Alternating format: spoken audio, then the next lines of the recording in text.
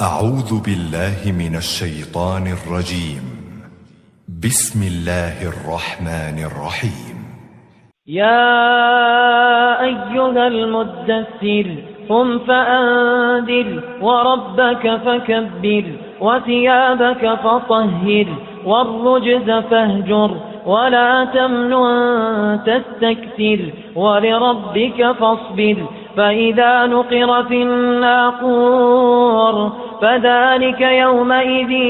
يوم عسير على الكافرين غير يسير ذرني ومن خلقت وحيدا وجعلت له مالا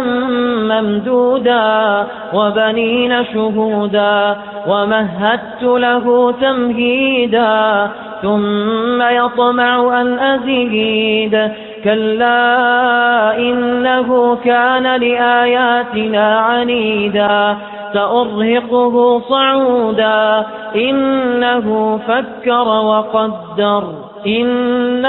فكر وقدر فقتل كيف قدر ثم قتل كيف قدر ثم نظر ثم عبس وبسر ثم أدبر واستكبر فقال إن هذا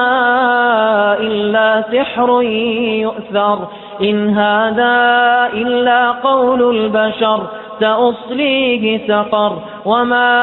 أدراك ما سقر لا تبقي ولا تذر لواحة للبشر عليها 19 وما جعلنا أصحاب النار إلا ملائكة وما جعلنا عدتهم إلا فتنة للذين كفروا ليستيقن الذين أوتوا الكتاب ويزداد الذين آمنوا إيمانا ولا يرتاب الذين أوتوا الكتاب والمؤمنون وليقول الذين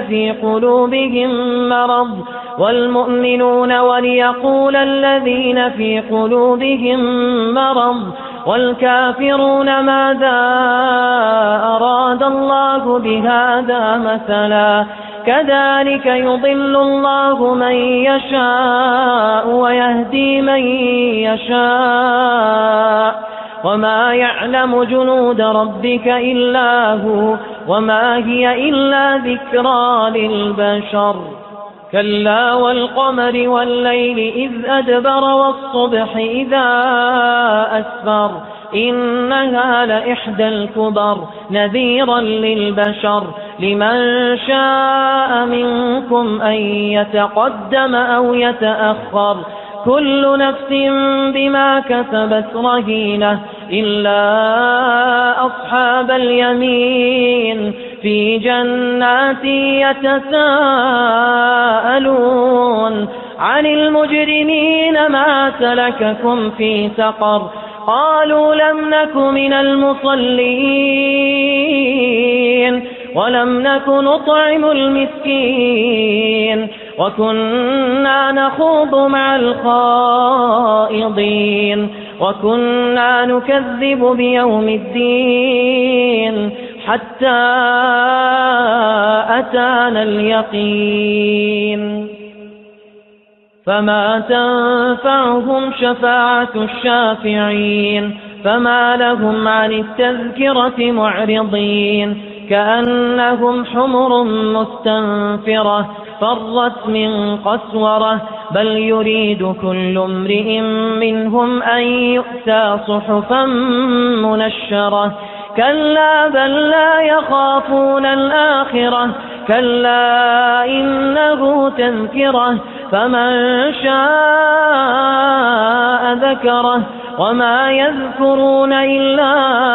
أن يشاء الله هو أهل التقوى وأهل المغفرة